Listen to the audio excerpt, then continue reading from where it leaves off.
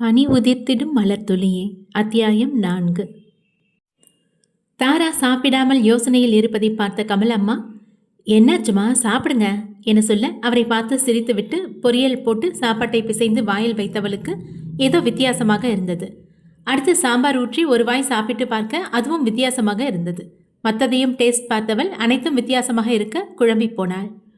கமலம்மா, இது நான் செஞ்சது மாதிரி இல்லை, டேஸ்ட் எல்லாம் வேற மாதிரி இருக்கு என தாரா சொல்ல அதை கேட்ட கமலம்மா, மெதுவா பேசுங்கம்மா, யாருக்கு அதுலையாவது விழுந்துற போகுது என்றார் கமலம்மா. என்ன சொல்றீங்கம்மா, இது நான் செஞ்சது இல்லைன்னு சொல்றேன், நீங்க மெதுவா பேசுன்னு சொல்றீங்க, நீங்க சொல்றது எனக்கு புரியலையே என தாரா சொல்ல, ஆமாம்மா, இது நீங்க செஞ்சது இல்லதா, எனக்கும் தெரியும் என்றார் கமலம்மா. அவர் சொன்னதை கேட்டு அதிர்ந்த தாரா, என்னம்மா சொல்றீங்க, உங்களுக்கு தெரியுமா, அப்ப நான் செஞ்சது எங்கம்மா, இது யார் செஞ்சா என கேட்க, நான் சொல்றத கொஞ்சம் பொறுமையா கேளுங்கம்மா, நீங்கள் மதியம் சமைச்சு வச்சுட்டு மேலே பாப்பாவுக்கு சாப்பாடு ஊட்ட போனீங்கல்ல, அப்போ அர்ச்சனாவும் வர்ஷாவும் இங்கே வந்து சுற்றிட்டு இருந்தாங்க. முதல்ல நான் அதை பெருசாக எடுத்துக்கல. அர்ச்சனா என்கிட்ட காஃபி கேட்டாங்கன்னு நான் கொண்டு போய் கொடுத்தேன். நான் போனதும் வர்ஷா எங்கேயோ போயிட்டாங்க. எப்பவும் என்கிட்ட அதிகமாக ஒரு வார்த்தை பேசாத அர்ச்சனா இன்னைக்கு அவங்களே என்ன நிற்க வச்சு என்னென்னமோ சம்மந்தமே இல்லாமல் கேட்டாங்க. எனக்கு அவங்க அப்படியே கேட்டாங்கன்னே புரியல. ஆனாலும் அவங்க பேச்சை மீற முடியாமல் நானும் நின்று பேசிட்டு இருந்தேன். ஆனால் திடீர்னு என்னன்னு தெரியல, வர்ஷா எங்கேருந்தோ வந்ததோ என்னை போய் வேலை பாரு, வேலை நேரத்தில் இப்படி பேசிட்டு இருந்தா அத்தைக்கு பிடிக்காது அது இதுன்னு சொல்லி மறுபடியும் அனுப்பிட்டாங்க. இதெல்லாம் ஏன் பண்ணாங்கன்னு எனக்கு முதல்ல புரியல. நான் உள்ளே வந்து எல்லாத்தையும் எடுத்து வச்சு கிச்சனை க்ளீன் பண்ணிட்டு இருந்தப்ப கீழே தரையில் உப்பு மிளகாத்தூள்லாம் செதறி கிடந்தது. எனக்கு ஏதோ தப்பாக படவும் நீங்கள் செஞ்சதெல்லாம் எடுத்து கொஞ்சம் டேஸ்ட் பண்ணி பார்த்தேன். எல்லாத்துலேயும் உப்பும் காரமும் அதிகமாக இருந்துச்சு. அதை மட்டும் இன்றைக்கி வீட்டில் இருக்கிறவங்க சாப்பிட்ருந்தாங்கன்னா உங்களை ஒரு வழி பண்ணியிருப்பாங்க. அந்த அளவுக்கு கொடுமையாக இருந்துச்சு என கமலாம்மா சொல்ல, அதை கேட்ட தாரா அதிர்ந்து போய் அவரை பார்த்தாள். என்னம்மா சொல்கிறீங்க, நான் எல்லாம் சரியாக தான் போட்டேன், மகிராவு கூட அதை தானே ஊட்டி விட்டேன், நீங்கள் என்னென்னமோ சொல்கிறீங்களே என பதறி போய் கேட்க, ஆமாம்மா, நான் உண்மை தான் சொல்கிறேன், நான் டேஸ்ட் பார்த்தப்ப எல்லாமே அதிகமாக தான் இருந்துச்சு, வாயில் வைக்க முடியலம்மா என்றார் அவர். அப்புறம் எப்படி இதெல்லாம், எனக்கு ஒன்றுமே புரியல, இதெல்லாம் நீங்கள் மறுபடியும் செஞ்சீங்களா, அதுக்குள்ளே எப்படி இவ்வளோ செஞ்சீங்க? ரொம்ப தேங்க்ஸ்மா என்ன தாரா சொல்ல, அவளை பார்த்து சிரித்த கமலம்மா, நான் எதுவும் பண்ணலம்மா, நீங்கள் தேங்க்ஸ் சொல்கிறதா இருந்தால் தம்பிக்கு தான் சொல்லணும் என்ன சொல்ல அவரை புரியாமல் பார்த்தாள் தாரா. நீங்கள் யாரை சொல்கிறீங்க, நந்தனையா சொல்கிறீங்க? ஆமாம்மா, அவருக்கு தான் நீங்கள் நன்றி சொல்லணும். ஏன், அவர் என்ன பண்ணாரு? நான் என்ன பண்ணுறதுன்னு தெரியாமல் முழிச்சிட்டு இருந்தப்ப தம்பி உங்களை தேடி இங்கே வந்தார். நீங்கள் மேலே இருக்கீங்கன்னு சொன்னதும் என்னை பார்த்துட்டு என்னாச்சு, ஏன் இப்படி இருக்கீங்கன்னு கேட்டார். நான் நடந்ததை சொன்னேன். அந்த நிலைமையிலும் தம்பி நிதானமாக யோசிச்சு ஃபோனில் ஏதோ பார்த்தாரு, அதை பார்த்து ஒவ்வொன்றையும் சரி பண்ணாருமா என்றார் கமலம்மா. அவர் சொன்னதை கேட்டு அதிர்ந்து போன தாரா, என்னம்மா சொல்கிறீங்க, இதெல்லாம் நந்தன் தான் சரி பண்ணாரா என கேட்க, ஆமாம்மா, தம்பி தான் பண்ணுச்சு. அவர் வந்ததையோ இதெல்லாம் பண்ணதையோ யாரும் பார்க்கல, எல்லாத்தையும் சரி பண்ணிவிட்டு மறுபடியும் வெளியே போயிட்டு எல்லாரும் சாப்பிட்றப்ப அப்போ தான் வர மாதிரி வந்தார் என நடந்ததை சொன்னார் கமலம்மா. நந்தனை நினைத்து தாரா வியந்து போய் அமர்ந்திருக்க அவளை பார்த்த கமலம்மா, நான் ஒன்று சொன்னால் தப்பாக எடுத்துக்க மாட்டீங்கல்லம்மா என்னை தயங்கி கேட்க, என்னம்மா நீங்கள், நான் ஏன் தப்பாக எடுத்துக்க போகிறேன், என்ன தயங்காமல் சொல்லுங்க என்றாள். நீங்கள் கொஞ்சம் கவனமாக இருக்கணும்மா, இங்கே நிறைய பேர் உங்களுக்கு எதிராக சதி பண்ணுறாங்க. நீங்கள் யாரை சொல்கிறீங்கம்மா, எனக்கு புரியலையே. பெரிய ஐயா, அம்மா, விஷ்ணு தம்பி, நந்தன் தம்பி இவங்களை தவிர மற்ற எல்லார்கிட்டையும் நீங்கள் கவனமாக இருக்கணும். இன்றைக்கி கூட அர்ச்சனாவும் வர்ஷாவும் தான் இப்படி பண்ணியிருப்பாங்கன்னு நான் நினைக்கிறேன். ஆனால் நான் அதை நேரில் பார்க்கல, என் உள் மனசு அப்படி தான் சொல்லுது. அவங்க எல்லாம் என்ன வேணாலும் பண்ணுவாங்கம்மா, நீங்கள் தான் கவனமாக இருக்கணும் என கமலம்மா உண்மையான அக்கறையுடன் சொல்ல தாரா யோசனையில் ஆழ்ந்தாள். நந்தன் கிட்ட இதை பற்றி சொன்னீங்களாம்மா என தாரா கேட்க, இல்லைம்மா, நான் எதுவும் சொல்லலை, அவரும் கேட்கல. நான் இப்படியெல்லாம் அதிகமாக இருக்குன்னு சொன்னேன், அவர் சரி பண்ணார், அவ்வளோதான். எனக்கு இப்படி சந்தேகமாக இருக்குன்னுலாம் நான் எதுவும் சொல்லலைம்மா. சரிம்மா, அப்படியே அவர் எதாவது கேட்டாலும் நீங்கள் எதுவும் சொல்ல வேணாம், என்னால் இந்த வீட்டில் எந்த பிரச்சனையும் வரக்கூடாது, நான் பார்த்துக்கிறேன் என தாரா சொல்ல அவர் சரியென தலையசைத்தார். ஆனால் பாவம், இதை இப்பொழுதே நந்தனிடம் சொல்லியிருந்தால் பின்னால் நடக்க இருக்கும் பல பிரச்சனைகளை தவிர்த்திருக்கலாம் என்பதை இப்பொழுதும் அவள் அறியவில்லை. அர்ச்சனாவும் வர்ஷாவும் எதுவும் பேசாமல் அமைதியாக உட்கார்ந்திருக்க கையில் ஐஸ்கிரீமுடன் உள்ளே வந்தார் சேகர். அதை பார்த்த அருணா, என்ன சித்தப்பா, ஐஸ்கிரீம் எதுக்கு எடுத்துகிட்டு வரீங்க என கேட்க, ஜன்னல் வழியாக வெளியே தூக்கி எறியறதுக்கு என சேகர் சொல்ல அருணா அவரை முறைத்தாள். பின்னென்னம்மா, எதுக்கு கொண்டு வருவாங்க, சாப்பிட தான், உனக்கு வேணுமா வேணாமா என கேட்க, வேணும் என எழுந்து வந்தாள் அருணா. இதை முதல்ல சொல்லியிருக்கலாம்ல, எதுக்கு தேவையில்லாமல் பேசிகிட்டு இருந்த என கேட்க, ஓகே ஐஸ்கிரீமை முதல்ல கொடுங்க சித்தப்பா, சீக்கிரமாக மெல்ட் ஆகிடும், அப்புறம் டேஸ்ட் நல்லா இருக்காது. சரி இந்தா சாப்பிடு ஒன்றை எடுத்து அவளிடம் கொடுக்க அதை வாங்கி அருணா சாப்பிட போக ஏற்கனவே கோபத்தில் இருந்த அர்ச்சனா அவள் கையில் இருந்ததை பிடுங்கி தூக்கி எறிய அதிர்ந்து போய் அவளை பார்த்தாள் அருணா.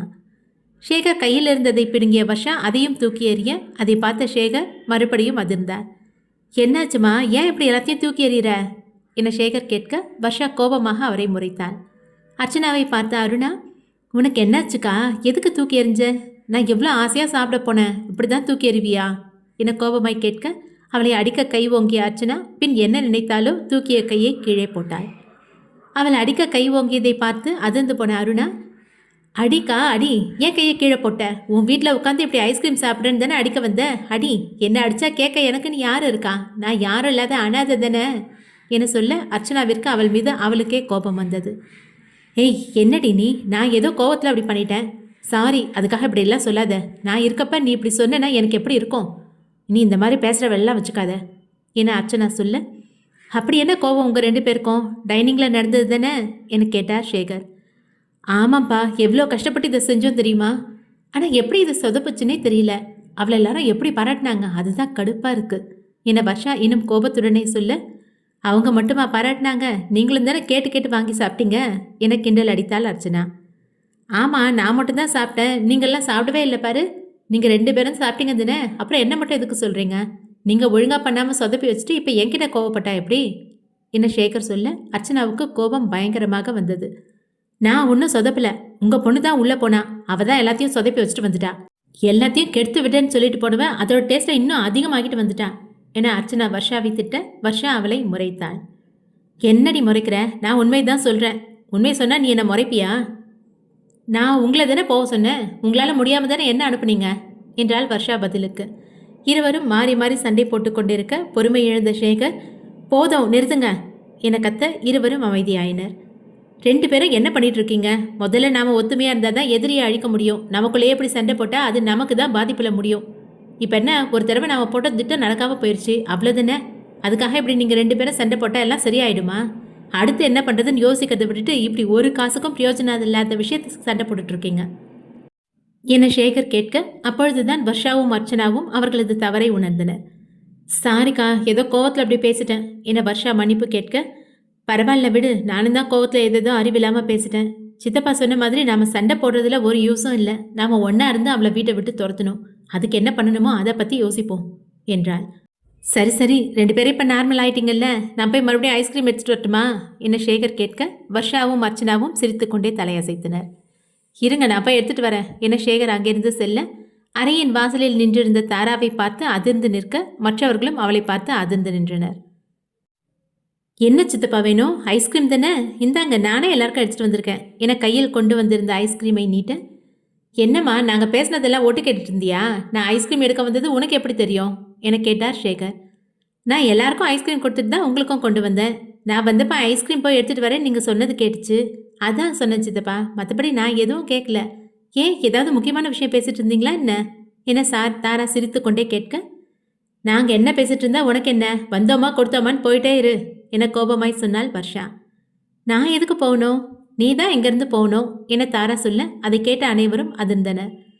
ஏய், என்ன சொல்கிற என வர்ஷா கோபமாய் கேட்க, இங்கே பாரு, உனக்கு அவ்வளோதான் மரியாதை. நீ என்கிட்ட எப்படி நடந்துக்கிறியோ அது மாதிரி தான் நான் உன்கிட்ட நடந்துக்குவேன்.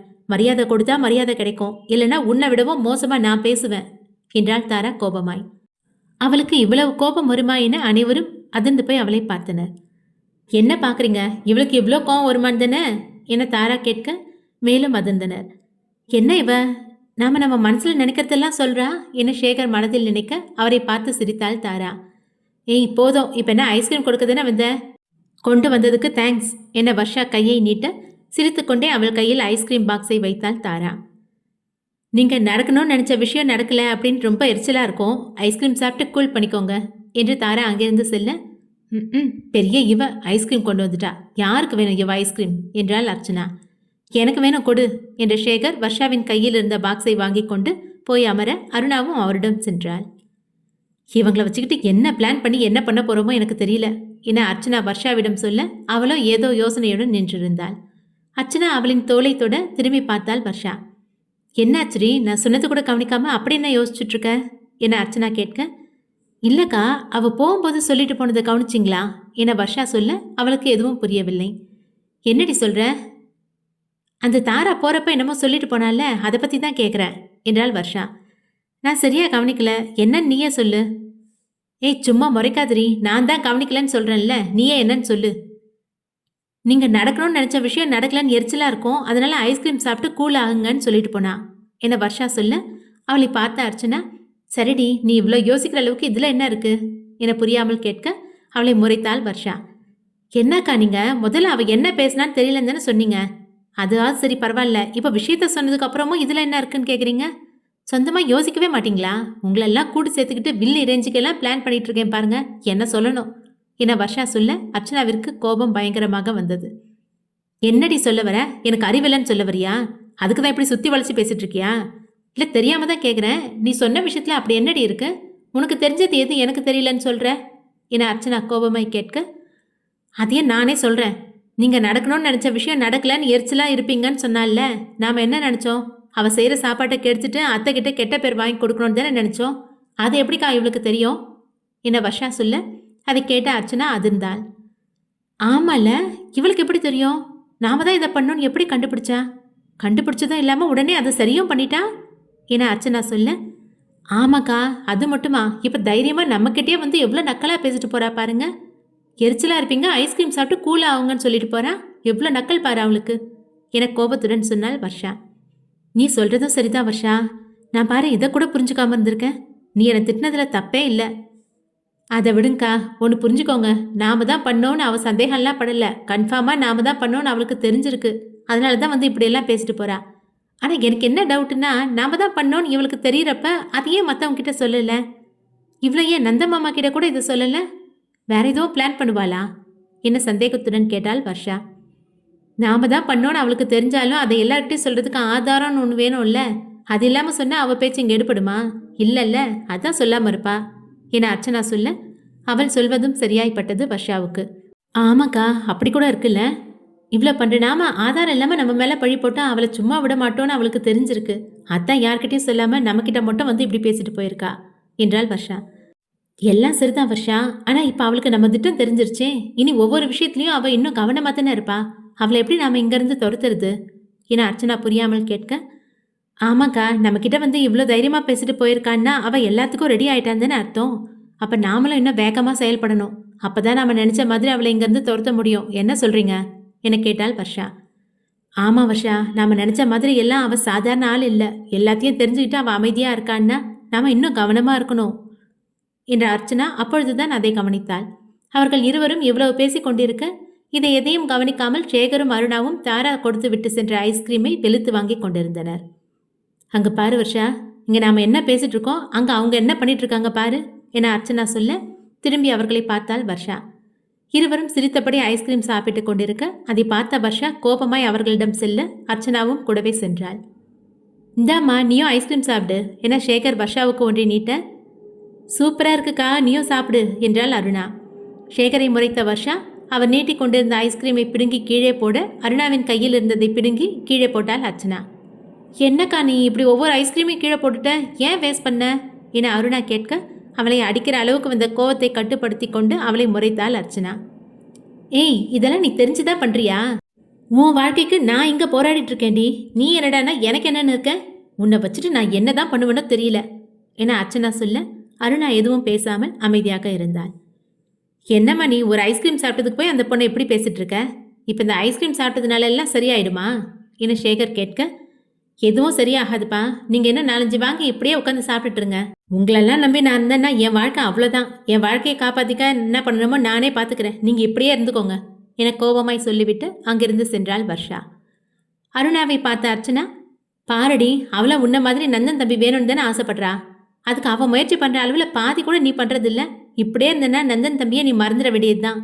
இப்படியே இரு, அப்புறம் நானே வர்ஷாவுக்கு தான் சப்போர்ட் பண்ணுவேன் என கோபமாய் சொன்னவள் அங்கிருந்து செல்ல, அருணா முழித்து கொண்டு நின்றாள். விடுமா, அவங்க 2 பேருமா சேர்ந்து ஏதோ பிளான் போட்டாங்க, அது ஒர்க் அவுட் ஆகலன்ற கோவத்தை நம்மக்கிட்ட இப்படியெல்லாம் காட்டிட்டு போகிறாங்க.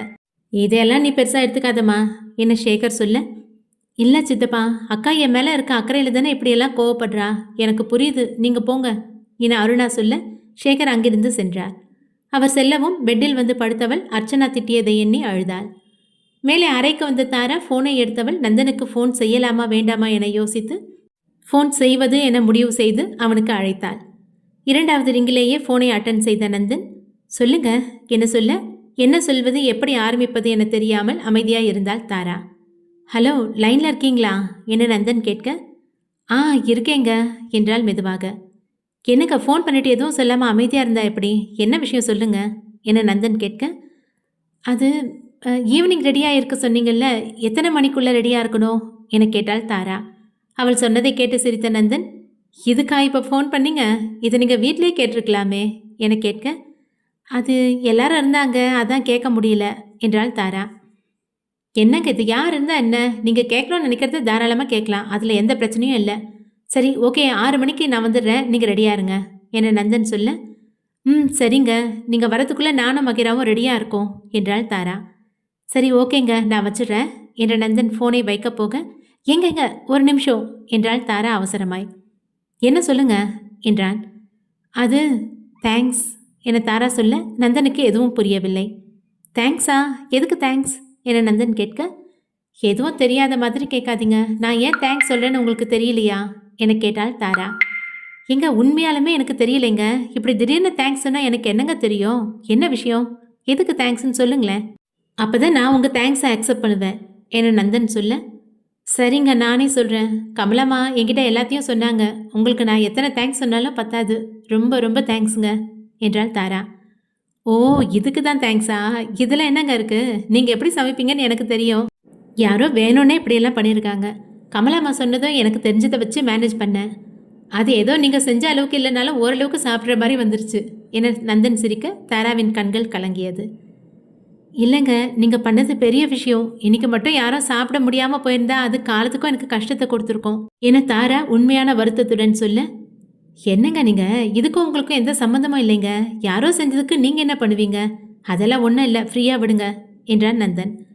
இருந்தாலும் தேங்க்ஸுங்க என தாரா மறுபடியும் தேங்க்ஸ் சொல்ல, சரி ஓகே போதும் விடுங்க, ஈவினிங் ரெடியாக இருங்க, நான் வந்து கூட்டிகிட்டு போகிறேன் என்றவன் ஃபோனை வைத்தான். ஃபோனை வைத்த தாரா எழுந்து சென்று கபோர்டை திறந்தவள் என்ன சாரி கட்டலாம் என யோசித்தவள். அவளுக்கு பிடித்த அரக்கு கலரில் அதிக வேலைப்பாடுகள் எல்லாம் இல்லாமல் ஆனால் அதே நேரம் ரிச்சாகவும் இருந்த அந்த சாரியை எடுத்தவள். இதை கட்டிக்கலாம், இது நல்லா இருக்கும் என நினைத்து அதை பெட்டின் மேல் வைத்தாள். அடுத்து மகிராவின் துணிகள் அடுக்கி வைத்திருந்த கபோர்டை திறந்தவள் கிராண்டாக இருந்த கவுன் ஒன்றை எடுத்து அதையும் பெட்டின் மேல் வைத்தாள். நந்தனுக்கு எடுத்து வைக்கலாமா வேணாமா, நாம் எடுத்து வச்சா ஏதாவது நினச்சிக்குவாரா என நினைத்தவள் ஒரு மனதாக சென்று அவனது கபோர்டை திறந்தாள். எல்லா வண்ணங்களிலும் அவன் சட்டை வைத்திருப்பதை பார்த்தவள், என்ன இவர் எல்லா கலர்லையும் ட்ரெஸ் வச்சிருக்காரு என வியந்து போனவள் தானாக அவளது ட்ரெஸ்ஸுக்கு மேட்சாக அரக்கு கலரில் இருந்த சட்டையை எடுத்தவள் அயன் செய்து அதை அவன் கண்ணில் படும் இடத்தில் வைத்தாள். மகிரா எழுந்ததும் அவளுக்கு ப்ரஷ் செய்துவிட்டு அவளை டைனிங் டேபிள் மேல் உட்கார வைத்தவள், செல்லக்குட்டி நீங்கள் இங்கே இருங்க, அம்மா போய் உங்களுக்கு குடிக்க பால் எடுத்துகிட்டு வரேன் என சொல்ல மகிரா சரியென தலையசைத்தாள். அடுப்பை பற்ற வைத்து பாலை ஊற்றி அதை சூடு பண்ணினாள் தாரா. அதை ஒரு கிளாஸில் ஊற்றியவள் கொஞ்சம் சர்க்கரை போட்டு அதை ஆற வைத்து எடுத்துக்கொண்டு வந்தாள். அவள் சொல்லிவிட்டு சென்றதைப் போல் மகிரா அதே இடத்தில் அமர்ந்திருக்க அவளது நெற்றியில் முத்தமிட்டாள் தாரா. என் தங்கம் குட் கேர்ள், அம்மா சொன்ன பேச்சு கேட்டதுனால பாப்பாக்கு என்ன வேணும் கேளுங்க, அம்மா உங்களுக்கு வாங்கித்தர என சாரா சொல்ல அதை கேட்ட மகிராவின் முகம் மலர்ந்தது. எனக்கு ஜாக்கி வேணும், வாங்கி தருவீங்களா என மகிரா கேட்க, வாங்கி தரேன் தங்கம், அப்பா வந்து நம்மளை வெளியில் கூட்டிகிட்டு போகிறேன்னு சொன்னாங்க, அப்போ நீ கேட்டதை அம்மா வாங்கித்தரேன் ஓகே என தாரா சொல்ல அவள் வேகமாய் தலையை ஆட்டினாள். சரி ஓகே, இப்போ இந்த பாலை குடி, அப்புறம் 2 பேரும் போய் ரெடி ஆகலாம் என தாரா சொல்ல அவள் கையில் இருந்த பாலை வாங்கி குடித்தாள் மகிரா. மாடியிலிருந்து இறங்கி வந்த அருணா டைனிங்கில் இருந்த மகிராவை பார்த்தவள் சிரித்து கொண்டே அவளிடம் சென்றாள். ஹாய் குட்டி, பால் குடிச்சிட்ருக்கியா என அருணா கேட்க, ஆமாம் சித்தி, அம்மா கொடுத்தாங்க என்றாள் மகிரா. ஓகே தங்கம், சீக்கிரம் பால் குடி, நம்ம 2 பேரும் போய் பார்க்கில் விளையாடலாம், நம்ம பார்க் போய் ரொம்ப நாள் ஆச்சுல என அருணா சொல்ல மகிரா தாராவின் முகத்தை பார்த்தாள். அதை கவனித்து அருணா, என்னாச்சுடா, ஏன் அவங்கள பார்க்குற என கேட்க, இல்லை சித்தி, அப்பா அம்மா நான் எல்லாரும் வெளியே போகிறோம், அம்மா எனக்கு சாக்கி வாங்கி தரேன்னு சொல்லியிருக்காங்க, இன்னைக்கு நான் அவங்க கூட போகிறேன், உங்கள் கூட மறுபடியும் வரேன் என அவளது மழலை குரலில் சொல்ல அதை கேட்ட அருணா திரும்பி தாராவை முறைத்தாள். குழந்தைகிட்ட என்ன சொல்லி வச்சுருக்கீங்க, அவளை கிட்ட இருந்து பிரிக்க பார்க்குறீங்களா என அருணா கேட்க அதை கேட்ட தாரா அதிர்ந்து போனாள். ஐயோ அப்படியெல்லாம் இல்லைங்க, நந்தன் தான் இன்னைக்கு ஈவினிங் வெளியே போகலான்னு ரெடியாக இருக்க சொன்னார், இன்னைக்கு மதியம் கூட எல்லார் முன்னாடியும் சொன்னாரே என தாரா சொல்ல அப்பொழுதுதான் நந்தன் சொன்னது அருணாவுக்கு ஞாபகம் வந்தது. ஆமாம்மா சொன்னாங்க, அதுக்குன்னு குழந்தைய என் கூட வர வேண்டான்னு சொல்வீங்களா என அருணா கோபமாய் கேட்க, நான் அப்படியெல்லாம் சொல்லவே இல்லைங்க, நீங்களா ஏன் இப்படியெல்லாம் பேசிட்டு இருக்கீங்க என கேட்டாள் தாரா. ஆமாங்க, அப்படிதான் சொல்லுவேன். நீங்க வந்ததுக்கு அப்புறம் தான் இவ இப்படியெல்லாம் பேசுறா, என்னையும் அவாய்ட் பண்றா. நீங்க வர வரைக்கும் நான் தாங்க இவளை பார்த்துக்கிட்டேன். இப்போ நீங்க வந்ததும் எனக்கு எந்த உரிமையும் இல்லைன்னு ஆயிடுமா என அருணா கேட்க, ஏங்க நான் எப்போ அப்படியெல்லாம் சொன்னேன்? அவ வரலன்னு சொன்னதுக்கும் நான் என்ன பண்ணுவேன்? அவ சின்ன குழந்தைங்க, அவ ஏதோ சொல்றான்னு நீங்க இதுக்கு போய் சண்டை போட்டுட்டு இருக்கீங்க. உங்களுக்கே இது சின்ன பிள்ளைத்தனமா தெரியல என தாரா சொல்ல, அவள் கடைசியே சொன்னது மட்டும் அங்கு வந்த அர்ச்சனாவின் காதில் விழுந்தது. ஏய் என்ன என்ன என் தங்கச்சிக்கிட்ட சொல்லிட்டு இருக்க? என்ன நடந்துச்சுன்னு தெரியாம இப்ப எதுக்கு இப்படி சண்டை போடுறீங்க? முதல்ல என்ன நடந்துச்சுன்னு உங்க தங்கச்சிகிட்ட கேட்டு தெரிஞ்சுக்கோங்க, அதுக்கப்புறம் வந்து என்கிட்ட சண்டை போடுங்க என்றாள் தாரா. உனக்கு எவ்வளோ தைரியம் இருந்தா என்னையே எதிர்த்து பேசுவேன்? உனக்கு முன்னாடியே நான் இந்த வீட்டுக்கு வாழ வந்தவ. இப்ப வந்த உனக்கே இவ்வளோ இருந்தா எனக்கு எவ்வளோ இருக்கும்? இதை நான் சும்மா விட போறதில்ல, இப்பவே இதுக்கு முடிவு கட்டுறேன் என்ற அர்ச்சனா. நீ வாணி என் கூட, இவளை எங்க சொல்லி அடக்கணும்னு எனக்கு தெரியும் என்றவள் அருணாவை இழுத்து கொண்டு அங்கிருந்து சென்றாள். தாராவை பார்த்த மகிரா, என்னாச்சுமா, ஏன் பெரியம்மா திட்டிட்டு போறாங்க என பயந்து போய் கேட்க, அவளை பார்த்து சிரித்த தாரா, அதெல்லாம் ஒன்றும் இல்லை தங்கம், உனக்கு சாக்லேட் வாங்கி தரேன்னு சொன்னல, அவங்களுக்கும் வேணும்னு சொல்லிட்டு போறாங்க, அவ்வளோதான், வேற ஒன்றும் இல்லை, நீ பயப்படக்கூடாது சரியா என தாரா சொல்ல, அவள் சரியான தலையை ஆட்டினாள். ஓகே தங்கம், நீ போய் விளையாடு, அம்மா போய் ஸ்நாக்ஸ் செஞ்சு எடுத்துட்டு வரேன் என்ற தாரா மகிராவை கீழே இறக்கிவிட அவள் விளையாடச் சென்றாள். மகிரா குடித்துவிட்டு வைத்த தம்ளரை எடுத்துக்கொண்டு தாரா அங்கிருந்து செல்ல போக ராஜி அவளை கூப்பிடும் சத்தம் கேட்டது. அத்தை எதுக்கு கூப்பிட போறாங்க, பிரம்மையா இருக்கும் என நினைத்த தாரா கிச்சனுக்கு செல்ல, அங்க வந்த சுஜா, உனக்கு கூப்பிட்டா காது கேட்காதா? அம்மா உன்னை அத்தனை தடவை கூப்பிடுறாங்க, உன் காதில் விழலையாது என கேட்க, இல்லை அண்ணி எனக்கு கேட்கல, அத்தை எதுக்கு என்ன கூப்பிட்டாங்க என கேட்டாள் தாரா. அதெல்லாம் எனக்கு தெரியாது, நீயே வந்து கேட்டுக்கோ என சொல்லிய சுஜா அங்கிருந்து செல்ல தாரா யோசனையுடன் ராஜியை பார்க்க சென்றாள். ராஜி ஹாலில் அமர்ந்திருப்பதை பார்த்த தாரா அங்கு செல்ல அவளை பார்த்த அர்ச்சனா, நீங்க கூப்பிடுறீங்கன்னு தெரிஞ்சும் அதை காதில் வாங்காத மாதிரி நடிச்சிட்டு நின்றுட்டு இருந்திருக்கா.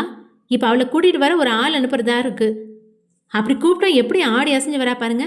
எனக்கு தான் மரியாதை கொடுக்கலன்னா உங்ககிட்டயும் அப்படிதான் நடந்துக்கிறான் என்ன சொல்ல ராஜி திரும்பி தாராவை முறைத்தார். என்ன நினச்சிட்டு இருக்க நீ? உன் மனசுல யாருக்கும் மரியாதை கொடுக்கக்கூடாதுன்னு முடிவோடு இருக்கியா என ராஜி கோபமாய் கேட்க, வர்ஷா அர்ச்சனாவை பார்த்து மர்மமாய் சிரிக்க அவளும் சிரித்தாள். ராஜி சொன்னதை கேட்டு அதிர்ந்த தாரா, அப்படியெல்லாம் இல்லை அத்தை, உங்க குரல் கேட்டுச்சு என அவள் சொல்லி முடிப்பதற்குள் இடை புகுந்த அர்ச்சனா, அப்போ அத்தை கூப்பிட்டது கேட்டும் கேட்காத மாதிரி நின்றுட்டு இருந்தியா? இவங்க கூப்பிட்டா எதுக்கு போகணும்னு நினச்சிருப்பல்ல என கேட்க தாரா மறுபடியும் அதிர்ந்தாள். என்ன கொஞ்சம் பேச விடுங்க, நான் சொல்ல வந்ததை கூட கேட்காம நீங்களா ஒன்று பேசுனீங்கன்னா என்னங்க அர்த்தம் என தாரா சொல்ல, அவளை பார்த்த ராஜி, நீ சொல்றதெல்லாம் நாங்கள் கேட்டுட்டு இருக்க முடியாது, உன்னை விட மூத்தவங்களுக்கு மரியாதை கொடுக்கணும்னு சொல்லி உன் அப்பா அம்மா உன்னை வளர்க்கலையா என கேட்க, என்ன அத்தை நீங்க, அவ தான் யாரும் இல்லாமல் அனாத ஆசிரமத்தில் வளர்ந்தவளாச்சே, அவளுக்கு எப்படி இதெல்லாம் தெரிஞ்சிருக்கும்? அப்படி சொல்லித்தரத்துக்கு தான் அவளுக்கு யார் இருக்கா? யாரும் இல்லாத அனாதையா வளர்ந்தவ தானே என வர்ஷா நக்கலாய் சொல்ல, அதை கேட்ட தாராவின் கண்கள் கலங்கியது. அவளை பார்த்த ராஜி, சும்மா இந்த நீலி கண்ணீரெல்லாம் வடிக்காத. அருணாவை என்ன சொன்ன? அவளும் இந்த வீட்டு பிள்ளை தான், உன்னை விடவும் அவ எனக்கு முக்கியமானவ. இனி அவளை ஏதாவது சொன்ன அப்படின்னா நான் சும்மா இருக்க மாட்டேன், பார்த்து ஒழுங்கா இருந்துக்கோ என கண்டிப்பாய் சொல்ல அழுது கொண்டே அங்கிருந்து ஓடினாள் தாரா. அருணாவை பார்த்த ராஜி, இதுக்கெல்லாம் நீ ஃபீல் பண்ணிட்டு இருக்காத, இனியும் உன்னை ஏதாவது சொன்னா என்கிட்ட வந்து சொல்லு, நான் பார்த்துக்கிறேன் என சொல்ல அருணா சரியென தலையசைத்தாள். அர்ச்சனா, இந்த பிரச்சனையை இதோட விடு, இது சம்மந்தமா இனி அவகிட்ட எந்த பேச்சும் வேணாம், புரியுதா என ராஜி கேட்க, புரியுதத்த, நான் ஏன் அவகிட்ட போய் பேச போறேன், அவளை தான் யாரையாவது ஏதாவது சொல்லிட்டு இருக்கா என்றாள் அர்ச்சனா. சரி, இந்த முறை போகட்டும், இனியும் ஏதாவது சொன்னா அப்புறம் இதை பத்தி நந்தன் கிட்ட பேசிக்கலாம் என்றவர் அங்கிருந்து செல்ல, அர்ச்சனா வர்ஷாவை திரும்பி பார்க்க அவள் கட்டை விரலை உயர்த்தி சிரித்தாள். சூப்பர்க்கா என்று வர்ஷா சந்தோஷத்தில் அர்ச்சனாவை அணைத்து கொள்ள அர்ச்சனாவும் அவளை அணைத்து கொண்டாள். செம்ம போங்க, சான்ஸே இல்லை, பின்னிட்டீங்க, ஒன்றுமேல அந்த விஷயத்தை வச்சு மாஸ் காட்டிட்டீங்க என வர்ஷா பாராட்ட, அர்ச்சனாவா கொக்கா, இனி என்கிட்ட பேசவே அவள் பயப்படணும், இதெல்லாம் ஆரம்பம் தான், இனி போக போக பாரு, இந்த வீடே வேணான்னு அவளை ஓட வைக்கிறேன் என்றாள் அர்ச்சனா. ஆனால் அக்கா, எனக்கு பயமாக இருக்கு, மாமா வந்து ஏதாவது சொன்னால் என்ன பண்ணுறது என அருணா பயந்து போய் கேட்க, கேட்டால் பார்த்துக்கலாம் விடு. அம்மா, உனக்கும் அவளுக்கும் என்ன சண்டை? அவள் என்ன சொல்லிட்டு இருந்தா என அர்ச்சனா கேட்க, அதை கேட்ட வர்ஷாவும் அருணாவும் அதிர்ந்து போய் அவளை பார்த்தனர். இருவரும் அதிர்ந்து போய் பார்ப்பதை பார்த்த அர்ச்சனா, என்னாச்சு, ஏன் ரெண்டு பேரும் எப்படி பார்க்குறீங்க என கேட்க, என்னக்கா நீங்க என்ன பிரச்சனை அப்படின்னு தெரியாம தான் இவ்வளோ பேசுனீங்களா என இன்னும் அதிர்ச்சியுடன் கேட்டாள் வர்ஷா. ஆ ஆமாம், நான் போகிறப்ப சின்ன பிள்ளைத்தனமா இல்லையான்னு ஏதோ கேட்டுட்டு இருந்தது என் காதில் விழுந்துச்சு. அருணா முகத்தை பார்த்தேன், ஏதோ சரியில்லைன்னு தோணுச்சு. கிடைச்ச சான்ஸை மிஸ் பண்ணக்கூடாதுன்னு அவளை திட்ட ஆரம்பித்தேன். என்னையும் நக்கலாக பேசினால எனக்கு கோவம் வந்துருச்சு. அதான் உடனே அத்தைக்கிட்ட வந்து சொல்லிட்டேன். அவங்களும் அவளை கூப்பிட்டு 4 டோஸ் விட்டு அனுப்பிட்டாங்க என அர்ச்சனா சொல்ல, இப்பொழுது வர்ஷாவுக்கு என்ன சொல்வதென்றே தெரியவில்லை. அவள் எதுவும் சொல்லாமல் அமைதியாக இருப்பதை பார்த்த அர்ச்சனா, என்னாச்சுடி, என்ன ஒன்றும் சொல்லாமல் அமைதியாயிட்ட என கேட்க, இல்லைக்கா, எனக்கு ஏதோ நெருடலாகவே இருக்கு என்றாள் வர்ஷா. ஆமாக்கா, உனக்கு எல்லாம் தெரிஞ்சு தான் இதெல்லாம் பண்ணேன்னு நினச்சேன். ஆனால் நீ எதுவும் தெரியாமல் இப்படி பண்ணியிருக்க. எனக்கு என்னவோ பயமாக இருக்குக்கா என அருணா மிகவும் பயத்துடன் சொல்ல, அவளை தீயாய் முறைத்தாள் அர்ச்சனா. அருணாவை முறைத்த அர்ச்சனா, இப்போ என்னடி, அவள் உன்னை திட்டிகிட்டு இருந்தாதுன்னு, அப்புறம் என்ன விடு என சொல்ல அருணா திருவென முழித்தாள். அதை பார்த்த வர்ஷா, என்ன அருணா, அக்கா உங்ககிட்ட தானே சொல்லிட்டு இருக்காங்க, நீ என்ன எதுவும் சொல்லாமல் முழிச்சிட்ருக்க? தாரா உன்னை திட்டிட்டு தானே இருந்தா என கேட்க, அப்பொழுதும் அமைதியாக இருந்தாள் அருணா. அவளது அமைதி வர்ஷாவுக்கு ஏதோ தப்பாகப்பட அர்ச்சனாவை பார்த்தவள், அக்கா, இவ மூஞ்சியே சரியில்லை, என்ன ஏதுன்னு தெளிவாக கேளுங்க, இல்லைனா கடைசியில் நீங்கள் தான் வம்புல மாட்டிக்குவீங்க என சொல்ல அருணாவை பார்த்தாள் அர்ச்சனா. ஏய், என்னடி நடந்துச்சு, அதையாவது சொல்லி தொலை. இப்படி எது கேட்டாலும் அமைதியாக இருந்து சாவடிக்காத, என்ன நடந்துச்சுன்னு சொல்லு என அர்ச்சனா கேட்க, டைனிங்கில் நடந்ததை ஒன்று விடாமல் அனைத்தையும் சொன்னாள் அருணா. அப்புறம் என்ன, மகிராவை வெளியே கூட்டிகிட்டு போகிறதுக்கு அவள் ஒத்துக்கல. இது ஒரு காரணம் போதுமே. அப்படியே யாராவது ஏதாவது கேட்டாலும் விடுங்க, நான் பார்த்துக்கிறேன். நமக்கு கிடைக்கிற ஒவ்வொரு சான்ஸையும் விடக்கூடாது. அழுத்துட்டு போனால, போய் யோசிக்கட்டும், அப்போ தான் நம்ம மேலே அவளுக்கு பயம் இருக்கும் என அர்ச்சனா சொல்ல, வர்ஷாவுக்கும் அதுவே சரியெனப்பட்டது. நீங்கள் சொல்கிறதும் சரிதான்க்கா, அவளை ஏதாவது ஒன்று பண்ணிகிட்டே இருக்கணும், அப்போ தான் நமக்கு பயந்துருப்பா. ஈஸியாக அவளை வீட்டை விட்டும் அனுப்பிடலாம். இல்லைனா கொஞ்சம் நேரத்துக்கு முன்னாடி ஐஸ்கிரீம் கொண்டு வந்து கொடுத்துட்டு நக்கலாக பேசிட்டு போனால, அப்படி தான் திமிராக இருப்பா. நீங்கள் சொன்ன மாதிரி ஆரம்பத்திலே இதெல்லாம் அடக்கி வைக்கணும் என வர்ஷா சொல்ல அர்ச்சனா சிரித்தாள். அத்தை பேசினதை கேட்டுல, இப்படியே அத்தையை கோவப்படுத்திட்டே இருக்கணும். தப்பி தவறி கூட அத்தைக்கு அவன் மேலே துளி பாசம் கூட வந்துடக்கூடாது. அத்தை அவளுக்கு எதிராக இருக்கிற வரைக்கும் தான் நாம் நினச்சது நடக்கும். அதில் ரொம்ப கவனமாக இருக்கணும் என அர்ச்சனா சொல்ல, கண்டிப்பாக்கா, இன்னைக்கு நடந்ததுக்கு இன்னும் ஒரு வாரத்துக்கு அழுதுட்டுருப்பா. இதில் நார்மல் ஆகிறதுக்குள்ளே நாம் அடுத்த அடியை அடிக்கணும். இன்னைக்கு ஈவினிங் மாமா கூட வெளியே போகலான்னு ரொம்ப ஆசையாக இருந்திருப்பாள்ல, பாவம் ஏமாந்து போயிட்டா என சிரித்தாள் வர்ஷா. வாங்கின திட்டுக்கு அது ஒன்று தான் அவளுக்கு குறைச்சல். இன்னும் 2 நாளைக்கு நம்ம முகத்தில் முழிக்க மாட்டா பாரு என அர்ச்சனா சொல்லி சிரிக்க, அருணாவும் வர்ஷாவும் சிரித்தனர். இங்கே பாரு அருணா, இனி இந்த விஷயமா யாராவது கேட்டாலும் நீ தைரியமாக சொல்லு. ஏன்னா அவள் வர வரைக்கும் நீ தான் மகிராவை பார்த்துக்கிட்ட. இப்போ வந்துட்டு அவள் உரிமை கொண்டாடுவாளாமா. இப்போ நீ விட்டு கொடுத்துட்ட, அதுக்கப்புறம் எப்போவும் மகிராவை விட்டு கொடுக்குற மாதிரி ஆயிரும், பார்த்துக்க என அர்ச்சனா சொல்ல, இல்லைக்கா, மகிராவை நான் யாருக்கும் விட்டு தரமாட்டேன். மாமாவே வந்து கேட்டாலும் நான் பேசிக்கிறேன் என்றாள் அருணா. இப்படியே தைரியமாக இரு, அது போதும் என வர்ஷா சிரிக்க அவர்கள் இருவரும் சிரித்தனர். ரூமிற்கு வந்த தாரா பெட்டில் படுத்து கதறி அழுதாள். அவளால் ராஜி பேசியதை தாங்கிக் கொள்ளவே முடியவில்லை. அவர் சொன்ன வார்த்தைகள் காதில் மாறி மாறி ஒலிக்க காதை பொத்தி கொண்டாள் தாரா. நான் என்ன பாவம் பண்ண, சாவணும்னு முடிவு பண்ண என்ன நீ தான் இங்கே கூட்டிகிட்டு வந்த. இப்படி இவங்ககிட்ட எல்லாம் அசிங்கப்படவும் திட்டு வாங்கவும் தான் என்னை இங்கே வர வச்சியா? இத்தனை வருஷமும் என் சித்திக்கிட்ட நான் எவ்வளோ திட்டு வாங்கியிருக்கேன். காலையில் எழுந்ததுலேருந்து நைட்டு படுக்கிற வரைக்கும் 100 தடவையாவது என்னை திட்டுருவாங்க. அப்போ கூட எனக்கு சொல்லி அழ ஒரு தோள் இருந்துச்சு. இப்போ அதுவும் இல்லை. முதல்ல என் அம்மாவை என்கிட்டேருந்து பிரித்தேன். என்ன தான் சித்தி கொடுமைப்படுத்தினாலும் ஆறுதல் சொல்ல அப்பான்னு ஒரு உயிர் எனக்குன்னு இருந்துச்சு. அதையும் என்கிட்டேருந்து பறிச்சிட்டேன். எல்லாத்துக்கும் மேலே எனக்குன்னு இருந்த ஒரே ஆதரவான தினேஷை என்கிட்டேருந்து பிரித்தேன். என்னை இங்கே கொண்டு வந்து விட்டுட்டு இப்படியெல்லாம் அசிங்கப்பட வைக்கிற அளவுக்கு நான் யாருக்கு அப்படி என்ன பாவம் பண்ணேன்? எனக்குன்னு யாரும் இல்லாமல் என்னை ஏன் இப்படி அனாதாக்குனேன் என கடவுளிடம் முறையிட்டு தேம்பி தேம்பி அழுதாள் தாரா. அம்மா என மகிராவின் குரல் கேட்க அழுது கொண்டிருந்த தாரா எழுந்து அமர்ந்தவள் கண்களை துடைத்து கொண்டாள். கதவருகில் மகிரா நின்றிருப்பதை பார்த்த தாரா சிரிப்பை வரவழைத்து கொண்டு, வா தங்கம், ஏன் அங்கேயே நின்றுட்ட என கூப்பிட மெல்ல உள்ளே வந்தாள் மகிரா. ஏம்மா அழறீங்க என மகிரா கேட்க அதை கேட்ட தாரா அதிர்ந்து போனாள். அவளை பார்த்து சிரித்தவள், இல்லையே தங்கம், அம்மா அழலடா என சொல்ல மகிரா தாராவையே பார்த்து கொண்டிருந்தாள். என்ன தங்கம், ஏன் இப்படி பார்த்துட்ருக்க, என்னாச்சுடா என்ன தாரா கேட்க, பொய் சொல்லக்கூடாதுன்னு டேடி சொல்லியிருக்காரு. பொய் சொன்னால் தூங்கும்போது சாமி கண்ணை குத்திரும்மா என்றாள் மகிரா. ஆமாம், பொய் சொன்னால் சாமி கண்ணை குத்திரும். இப்போ யார் பொய் சொன்னா என தாரா சிரித்து கொண்டே கேட்க, நீங்கள் தான் என மகிரா சொல்லவும் அதை கேட்டு தாரா அதிர்ந்து போனாள். நானா? நான் என்ன பொய் சொன்னேன் என தாரா கேட்க, அழுதுட்டு தானே இருந்தீங்க, ஆனால் அழலைன்னு சொல்கிறீங்க, அது பொய் தானே என கேட்டாள் மகிரா. அது அது அம்மா கண்ணில் சும்மா தூசி விழுந்துருச்சுடா, அதை தொடச்சிட்டு இருந்தேன், அவ்வளோதான், வேற ஒன்றும் இல்லை. சரி ஓகே, டேடி ரெடியாக இருக்க சொன்னாங்கல்ல, டைம் ஆச்சு, ரெடி ஆகலாமா என தாரா கேட்க, ஐ ஜாலி, எனக்கு ஐஸ்கிரீம் வாங்கி தருவீங்களா என எல்லாத்தையும் மறந்து கேட்டாள் மகிரா. ஓகேடா தங்கம், அம்மா உனக்கு சாக்கி ஐஸ்கிரீம் எல்லாம் வாங்கி தரேன், ஓகேவா, இப்போ ரெடி ஆகலாமா என தாரா கேட்க சந்தோஷத்தில் குதித்தாள் மகிரா. மகிராவை ரெடி செய்துவிட்டு தாராவும் ரெடியாக சொன்ன நேரத்திற்கு வந்து சேர்ந்தான் நந்தன். அவன் வந்ததும் மகிரா அவனிடம் ஓடியவள், அப்பா இந்த ட்ரெஸ் எனக்கு எப்படி இருக்கு என கேட்க, சூப்பராக இருக்கு தங்கம், குட்டி தேவதை மாதிரி இருக்க என்ற நந்தன் அவள் கன்னத்தில் முத்தமிட்டான். அம்மா தான் செலக்ட் பண்ணாங்க, உங்களுக்கும் எடுத்து வச்சிருக்காங்க, நீங்களும் போட்டுக்கோங்க என மகிரா சொல்ல, தாரா எடுத்து வைத்த சட்டையை பார்த்தவன் முகம் மாறியது. மகிராவை பார்த்த நந்தன், ஓகேடா நீ கீழே போய் விளையாடிட்டுரு, டேடி ரெடி ஆகிட்டு வரேன் என சொல்ல மகிரா கீழே ஓடினாள். நந்தனை பார்த்த தாரா சிரிக்க அவன் முகத்தில் மருந்துக்கும் சிரிப்பில்லை.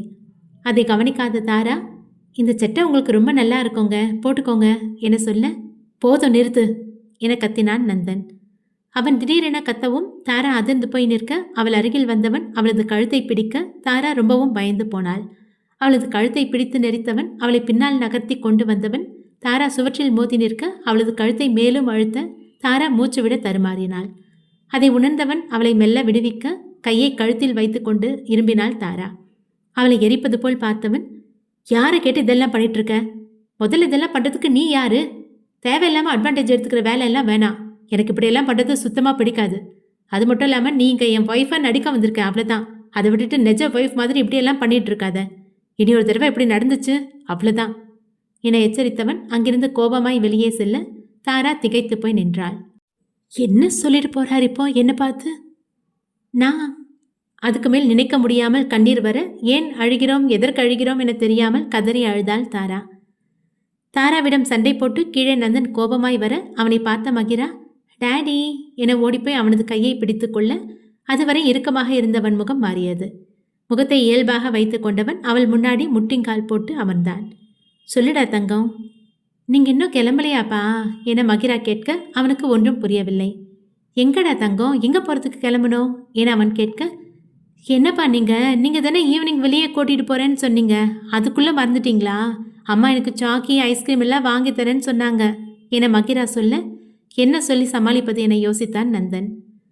அம்மாவுக்கு கொஞ்சம் உடம்பு சரியில்லை தங்கம், நம்ம போய் எல்லாம் வாங்கிட்டு வரலாமா என நந்தன் கேட்க, சரி ஓகே போலாம்ப்பா, நான் போய் அம்மா கிட்ட சொல்லிட்டு வரவா என கேட்டாள் மகிரா.